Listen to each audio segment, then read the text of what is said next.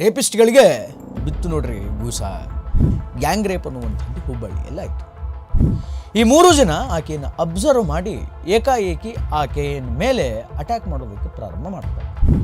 ಆಕೆಯನ್ನು ರೇಪ್ ಮಾಡಬೇಕು ಅಂತ ಸ್ಕೆಚ್ ಹಾಕಿರ್ತಾರೆ.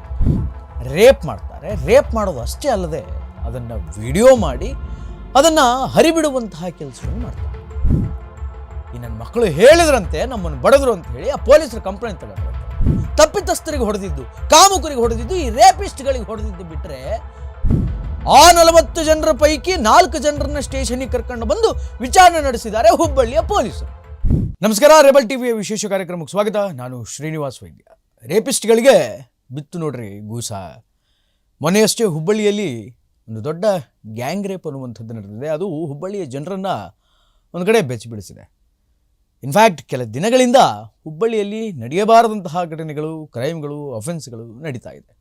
ಮರ್ಯಾದೆಯ ಹತ್ಯೆಕಾಂಡ ಆಯಿತು. ಅದಾದ ಮೇಲೆ ಭಾರತೀಯ ಜನತಾ ಪಾರ್ಟಿಯ ಕಾರ್ಯಕರ್ತೆ ಸುಜಾತಾ ಹಂಡಿಯವರನ್ನು ಅರೆಸ್ಟ್ ಮಾಡುವಂತಹ ಸಂದರ್ಭದಲ್ಲಿ ಆದಂತಹ ಒಂದು ದೊಡ್ಡ ಡ್ರಾಮಾ, ಅದು ಎರಡೂ ಕೂಡ ಮನಸ್ಸಿನಲ್ಲಿ ಮಾಸುವ ಮುನ್ನವೇ ಮತ್ತೊಂದು ಗ್ಯಾಂಗ್ ರೇಪ್ ಅನ್ನುವಂಥದ್ದು ಹುಬ್ಬಳ್ಳಿಯಲ್ಲಿ ಆಯಿತು.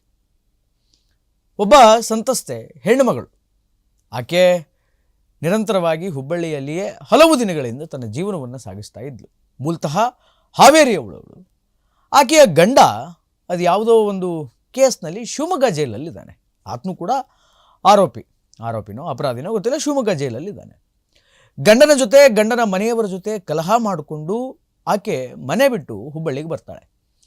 ಹುಬ್ಬಳ್ಳಿಯಲ್ಲಿ ನಿರಂತರವಾಗಿ ಅಲ್ಲಿಯ ಮಠ ಮಂದಿರಗಳಲ್ಲಿ ಮತ್ತೊಂದು ಸಾಮೂಹಿಕ ಸ್ಥಳಗಳಲ್ಲಿ ಎಲ್ಲೆಲ್ಲಿ ಊಟ ಕೊಡ್ತಾರೋ, ತಿಂಡಿ ಕೊಡ್ತಾರೋ ಅಲ್ಲೆಲ್ಲ ಊಟ ಮಾಡ್ಕೊಂಡು, ತಿಂಡಿ ಮಾಡ್ಕೊಂಡು ತನ್ನ ಪಾಡಿಗೆ ತಾನು ಜೀವನವನ್ನು ಸಾಗಿಸ್ತಾ ಇದ್ಲು. ರಾತ್ರಿ ಬಸ್ ಸ್ಟ್ಯಾಂಡಲ್ಲಿ ಮಲಗ್ತಾ ಇದ್ಲು, ಫುಟ್ಪಾತ್ಗಳಲ್ಲಿ ಮಲಗ್ತಾ ಇದ್ಲು. ಈ ರೀತಿಯಾಗಿ ಆಕೆಯ ದಿನದ ಜೀವನ ನಡೀತಾ ಇತ್ತು.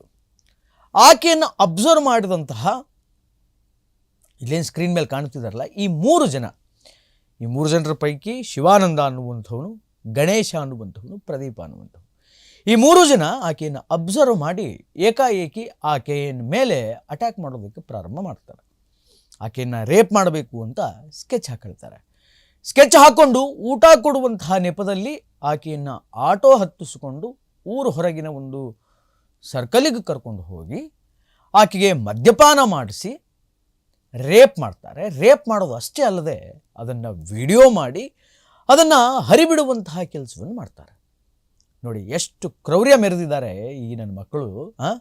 ಇವರಿಗೆ ಸಮಾಜದ ಮೇಲೆ ಗೌರವ ಇಲ್ಲ, ಪೊಲೀಸ್ ವ್ಯವಸ್ಥೆಯ ಮೇಲೆ ಭಯ ಇಲ್ಲ, ಯಾರು ಏನಂತಾರೆ, ಏನು ಮಾಡ್ತಾರೆ, ನಾವೇನು ಮಾಡೋಕ್ಕೆ ಹೊರಟಿದ್ದೀವಿ ಅನ್ನುವಂತಹ ಒಂದು ಆಲೋಚನೆ ಇಲ್ಲ. ಅಷ್ಟು ರಾಕ್ಷಸ ಗುಣ ಇವರಲ್ಲಿ ಮನೆ ಮಾಡಿಬಿಟ್ಟಿತ್ತು. ಅಷ್ಟು ಒಂದು ಕ್ರೂರತ್ವ ಇವರಲ್ಲಿ ತುಂಬ್ಕೊಂಡ್ಬಿಟ್ಟಿತ್ತು.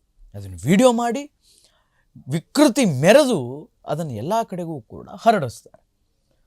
ಅದಾದ ಮೇಲೆ ಈ ನನ್ನ ಮಕ್ಕಳು ಸಿಕ್ಕಿಬೀಳ್ತಾರಲ್ಲ, ಸಿಕ್ಕಿಬಿದ್ದ ಮೇಲೆ ಹತ್ರ ಸಂಬಂಧಪಟ್ಟಂತಹ ಒಂದು ಪ್ರತಿಷ್ಠಿತ ಏರಿಯಾ ಜನರು 40 ಜನ ಇವರನ್ನು ನಾಯಿಗೆ ಹೊಡೆದಂಗೆ ಹೊಡೆದು ಗುಂಡು ಹೊಡೆಸಿ ಅದಾದಮೇಲೆ ಪೊಲೀಸರಿಗೆ ಒಪ್ಪಿಸ್ತಾರೆ. ಮೊದಲು ಹೊಡೆದು ಬಿಡ್ತಾರೆ, ಚೆನ್ನಾಗಿ ಗುಂಡು ಹೊಡೆಸ್ತಾರೆ, ಪೊಲೀಸರಿಗೆ ಒಪ್ಪಿಸ್ತಾರೆ. ಇದು ತಪ್ಪಾ ಹೇಳಿ? ಒಬ್ಬ ಸಂತ್ರಸ್ತೆಯ ಮೇಲೆ ಒಂಟಿ ಹೆಂಗಸನ್ನ ಊಟ ಕೊಡ್ತೀನಿ ಅಂತ ಆಸೆ ತೋರಿಸಿ ಅವಳನ್ನು ಕರ್ಕೊಂಡು ಹೋಗಿ ಅವಳಿಗೆ ವಿಪರೀತ ಕಂಠ ಪೂರ್ತಿ ಕುಡಿಸಿ ಅವಳ ಮೇಲೆ ರೇಪ್ ಮಾಡಿ, ಅಷ್ಟೇ ಅಲ್ಲದೆ ಅದನ್ನು ವಿಡಿಯೋ ಮಾಡಿ ಹರಿಬಿಟ್ಟಂತಹ ಈ ಹೈವಾನಗಳನ್ನು ಏನು ಮಾಡಬೇಕು? ರಾಜಮರ್ಯಾದೆ ಕೊಟ್ಟು ಪೊಲೀಸರಿಗೆ ಒಪ್ಪಿಸ್ಬೇಕಿತ್ತ? ರಾಜಮರ್ಯಾದೆ ಕೊಟ್ಟು ಒಪ್ಪಿಸ್ಬೇಕಾ? ನೋ. ಹಂಗೆ ದನಕ್ಕೆ ಬಡ್ದಂಗೆ ಬಡ್ದು ಗುಂಡು ಹೊಡೆಸಿ ಪೊಲೀಸರಿಗೆ ಕೊಡಬೇಕಿತ್ತು. ಅದನ್ನು ಹುಬ್ಬಳ್ಳಿ ಜನ ಮಾಡಿದ್ದಾರೆ. ಹುಬ್ಬಳ್ಳಿಯ 1 ಜನ ಮಾಡಿದ್ದಾರೆ, ಒಂದು ಏರಿಯಾದ ಜನ ಮಾಡಿದ್ದಾರೆ, ಹತ್ರ 40 ಜನ ಮಾಡಿದ್ದಾರೆ.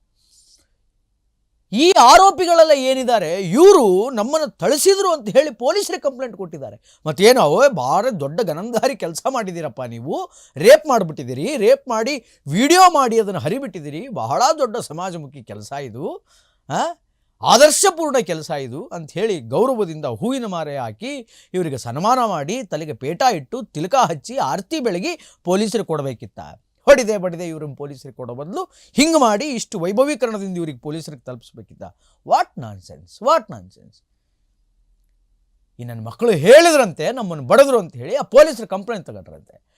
ಆ 40 ಜನರ ಪೈಕಿ 4 ಜನರನ್ನ ಸ್ಟೇಷನ್ಗೆ ಕರ್ಕೊಂಡು ಬಂದು ವಿಚಾರಣೆ ನಡೆಸಿದ್ದಾರೆ ಹುಬ್ಬಳ್ಳಿಯ ಪೊಲೀಸರು. ಅವಶ್ಯಕತೆ ಇತ್ತ? ಯಾರನ್ನು ಹೊಡೆದಿದ್ದು ಹುಬ್ಬಳ್ಳಿ ಜನ? ಯಾರನ್ರಿ ಹೊಡೆದಿದ್ದು? ಅಮಾಯಕರನ್ನು ಹೊಡೆದ್ರ? ದಾರಿಯಲ್ಲಿ ಹೋಗೋಂಥವ್ರು ಯಾರನ್ನು ಹೊಡೆದ್ರ?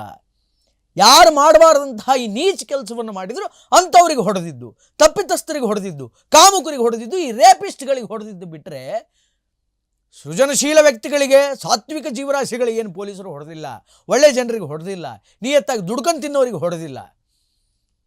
ಆ 40 ಜನರ ಪೈಕಿ 4 ಜನರನ್ನು ಕರ್ಕೊಂಬಂದು ಪೊಲೀಸರು ಎಂಕ್ವೈರಿ ಮಾಡಿದ್ದಾರೆ. ಯಾಕೆ ಹೊಡೆದ್ರಿ ನೀವು ಅವರಿಗೆ ಅಂತೇಳಿ. ಹೊಡೆದೆ ಏನ್ರಿ ಮಾಡಬೇಕಿತ್ತು? ಏನು ಮಾಡಬೇಕಿತ್ತು? ನಿಮ್ಮ ಮೇಲೆ ಯಾಕಷ್ಟಿತ್ತು ಭಯ ಇದ್ದಿದ್ದರೆ, ನಿಮ್ಮ ಮೇಲೆ ಏನಾದರೂ ಅಂಜಿಕೆ ಇದ್ದಿದ್ದರೆ ಆಫೆನ್ಸಿಗೆ ಕೈ ಹಾಕ್ತಿದ್ರ? ನೀವು ಹುಬ್ಬಳ್ಳಿಯಲ್ಲಿ ಎಲ್ಲೇ ನೋಡಿ ಗಾಡಿ ಒಂದು ಹಿಡಿತಾರಪ್ಪ ಪೊಲೀಸರು. 2 ವೀಲರ್ ತಗೊಂಡು ಹೋಗ್ತಿರ್ತಾರಲ್ಲ, ಹೆಲ್ಮೆಟ್ ಎಲ್ಲಿ, ಲೈಸೆನ್ಸ್ ಎಲ್ಲಿ, ಕನ್ನಡಿ ಎಲ್ಲಿ, ನಂಬರ್ ಪ್ಲೇಟ್ ಎಲ್ಲಿ, ಇಂಥ ಆಫೆನ್ಸ್ಗಳನ್ನ ಮಾಡಿದವ್ರನ್ನ ಹಿಡೀರಿ. ಇಲ್ಲ ಇಲ್ಲ ಇಲ್ಲ ಇಲ್ಲ ಗಾಡಿ ಹೊಂದು ಹಿಡಿತಾರೆ. ಹುಬ್ಬಳ್ಳಿಯ ರಸ್ತೆಗಳು, ರೋಡ್ಗಳು ಅದ್ಭುತ ಅದ್ಭುತ ಅದ್ಭುತ. ಹುಬ್ಬಳ್ಳಿಯ ಹಳೆಯ ಬಸ್ ಸ್ಟ್ಯಾಂಡ್ ಮುಂದೆ, ಚೆನ್ನಮ್ಮ ಸರ್ಕಲ್ ದಾಟಿ ಹಳೆಯ ಬಸ್ ಸ್ಟ್ಯಾಂಡ್ ಮುಂದೆ ಒಂದು ಸಲ ಹೋಗಿ ನೀವು ಅಬ್ಬಬ್ಬಬ್ಬಬ್ಬಬ್ಬಬ್ಬ ಬ್ರಹ್ಮಾಂಡನ ದರ್ಶನ ಆಗಿಬಿಡುತ್ತೆ ನಿಮಗೆ ಆ ರೋಡಲ್ಲಿ ಹೋಗಬೇಕಾದ್ರೆ. ಅಲ್ಲಿಂದ ನೀವು ಜೋಶಿ ಐ ಹಾಸ್ಪಿಟ್ಲ್ ಅಂತ ಹತ್ರ ಏನು ಒಂದು 200 ಮೀಟ್ರ್ ಇಲ್ಲ ಚೆನ್ನಮ್ಮ ಸರ್ಕಲಿಂದ ಜೋಶಿ ಐ ಹಾಸ್ಪಿಟ್ಲು. 200-300 ಮೀಟ್ರ್ ಒಳಗಡೆನೆ 4-5 ಸಲ ನಿಮ್ಮನ್ನು ಪೊಲೀಸರು ಹಿಡಿತಾರೆ. ಅದನ್ನು ಚೆನ್ನಾಗಿ ಮಾಡ್ತೀರಿ, ಅದಕ್ಕೆ ಮಾತ್ರ ನೀವು ಹೈಯರ್ ಅಥಾರಿಟೀಸ್ ಮಾತುಗಳನ್ನು ಕೇಳ್ತೀರಿ. ಬಾಕಿ ವಿಚಾರಕ್ಕೆ ಈ ನನ್ನ ಮಕ್ಕಳನ್ನು ಹೊಡೆದವರಿಗೆ ಕರ್ಕೊಂಬಂದು ಸ್ಟೇಷನಲ್ಲಿ ಕುಡಿಸಿದ್ರೆ ಆಮೇಲೆ ಜನ ಆಕ್ರೋಶ ವ್ಯಕ್ತಪಡಿಸಿದ್ದಾರೆ. ಅರೇ, ನಾವು ಹೊಡೆದಿದ್ದು ಯಾರಿಗೆ? ಸಮಾಜಘಾತುಕ ಕೆಲಸ ಮಾಡಿದವರಿಗೆ, ಅಫೆನ್ಸ್ ಮಾಡಿದವರಿಗೆ, ಕ್ರೈಮ್ ಮಾಡಿದವರಿಗೆ, ರೇಪ್ ಮಾಡಿದಂತಹ ಕಾಮುಕರಿಗೆ ನಮ್ಮನ್ನು ಕರ್ಕೊಂಬಂದು ಸ್ಟೇಷನಲ್ಲಿ ಕೂಡಿಸ್ತೀರ ಅಂತಂದರೆ ಅದಾದಮೇಲೆ ಕಮಿಷನರ್ ಬಂದು ಎಲ್ಲ ಸಾರ್ಟ್ ಔಟ್ ಮಾಡ್ಕೊಂಡು, ಶಶಿಕುಮಾರ್ ಕಮಿಷನರ್ ಬಂದು ಎಲ್ಲ ಸಾರ್ಟ್ ಔಟ್ ಮಾಡಿಕೊಂಡು ವಿಚಾರಣೆ ನಡೆಸಿ ಆ 4 ಜನರನ್ನು, ಅಂದರೆ ಯಾರ್ಯಾರಿಗೆ ಇವರು ಹೊಡೆದಿದ್ರಲ್ಲ, ಥಳಿಸಿದ್ರಲ್ಲ, 40 ಜನರ ಪೈಕಿ 4 ಜನರನ್ನ ಕರ್ಕೊಂಡ್ಬಂದಿದ್ರಲ್ಲ, ಆಮೇಲೆ ಅವ್ರನ್ನ ಎಂಕ್ವೈರಿ ಮಾಡಿ ಬಿಟ್ಟು ಕಳಿಸಿದ್ದೀವಿ ಅನ್ನುವಂಥ ವಿಚಾರವನ್ನು ಹೇಳಿದರು. ಬಟ್ ಕರ್ಕೊಂಡು ಬಂದಿದ್ದು ಮಾತ್ರ ತಪ್ಪು. ಅನೇಕರು ಹೇಳ್ತಾ ಇದ್ದಾರೆ ಕರ್ಕೊಂಡ್ಬಂದಿದ್ದು ತಪ್ಪು ಅಂತ. ಯಾಕೆ ಕರ್ಕೊಂಡು ಬರಬೇಕಿತ್ತು? ಇಂತಹ ಕಾಮುಕರಿಗೆ ಹೊಡೆದು ತಲೆ ಬೋಳಿಸಿ, ಅಂದರೆ ಸಮಾಜದಲ್ಲಿ ಒಂದು ಭಯ ಇರುತ್ತೆ ರೀ.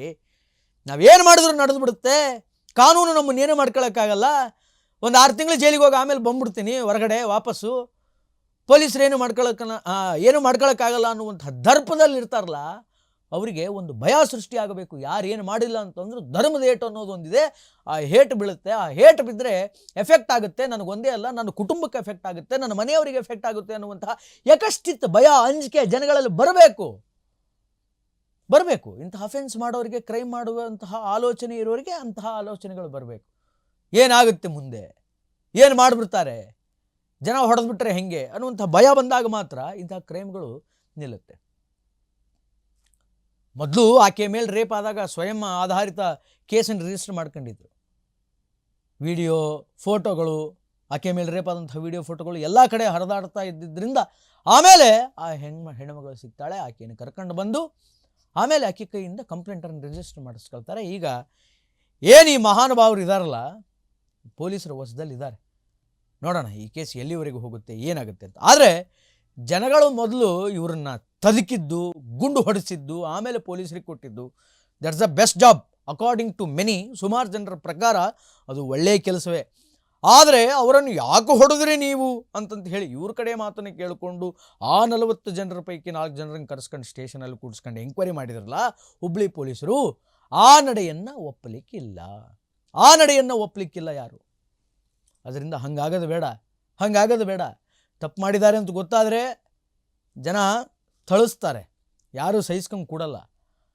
ಅದರಲ್ಲೂ ಇಂತಹ ಕೆಲಸ ಮಾಡಿದ್ದಾರೆ ಅಂತಂದರೆ, ಒಂದು ಹೆಂಗಸಿಗೆ ಅಂತಹ ಗಂಡು ಮೆಟ್ಟಿದ ನಾಡು ಅಂತ ಕರೆಸಿಕೊಳ್ಳುವಂತಹ ಹುಬ್ಬಳ್ಳಿಯಲ್ಲಿ ಸೇಫ್ಟಿ ಇಲ್ಲ ಅಂದರೆ ಹೆಂಗ್ರಿ ಸ್ವಾಮಿ? ಊರಿನ ಮರ್ಯಾದೆ ಹೋಗುತ್ತೆ, ಸಮಾಜದ ಮರ್ಯಾದೆ ಹೋಗುತ್ತೆ, ಹೆಣ್ಣಿಗೆ ರಕ್ಷಣೆ ಇಲ್ಲ ಅನ್ನುವಂತಹ ಧಕ್ಕೆ ಬರುತ್ತೆ. ಯಾರು ಸಹಿಸ್ಕೊಳ್ತಾರೆ? ಯಾವ ಊರಿನ ಜನ ಸಹಿಸ್ಕೊಳ್ತಾರೆ?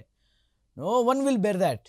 ಯಾರೂ ಸಹಿಸ್ಕೊಳ್ಳಲ್ಲ. ಅದಕ್ಕೆ ಜನ ಚೆನ್ನಾಗಿ ತದಕಿದ್ದಾರೆ, ಗೂಸಾಗಿ ಕೊಟ್ಟಿದ್ದಾರೆ. ಕೊಡಲಿ, ಯಾರ್ಯಾರು ಇಂಥ ತಪ್ಪು ಮಾಡ್ತಾರೆ ಅಂತಂಥವ್ರಿಗೆಲ್ಲ ಜನ ಮದ್ದು ಹೊಡೆದು ಬಡ್ದು ಅವರಿಗೆ ಬುದ್ಧಿ ಕಲಿಸಿ ಆಮೇಲೆ ಪೊಲೀಸರ ಕೈ ಕೊಡಬೇಕು. ಅಂದರೆ ಬುದ್ಧಿ ಬರುತ್ತೆ, ಒಂದು ಭಯದ ವಾತಾವರಣ ಸೃಷ್ಟಿಯಾಗುತ್ತೆ. ಇಲ್ಲ ಅಂತಂದರೆ ಇಂಥ ನನ್ನ ಮಕ್ಕಳೆಲ್ಲ ಹೆದರೋರ ಇವರೆಲ್ಲ ನಾನ್ಸೆನ್ಸ್. ಆಗಲಿ, ಈ ಥರದ ಘಟನೆಗಳು ಸಂಭವಿಸಲಿ. ಆ ಸಂಭವಿಸಿದಾಗ ಹಿಡ್ಕೊಂಡು ತದಕ್ತಾರಲ್ಲ, ಆಗಲಾದರೂ ಇವರಿಗೆ ಬುದ್ಧಿ ಅನ್ನೋದು ಬರಲಿ. ಒಟ್ಟಾರೆಯಾಗಿ ಇದು ಈ ಹೊತ್ತಿನ ವಿಶೇಷ. ನಿರಂತರ ಸುದ್ದಿಗಾಗಿ ನೋಡ್ತಾ ಇರಿ ರೆಬೆಲ್ ಟಿವಿ. ನಮಸ್ಕಾರ.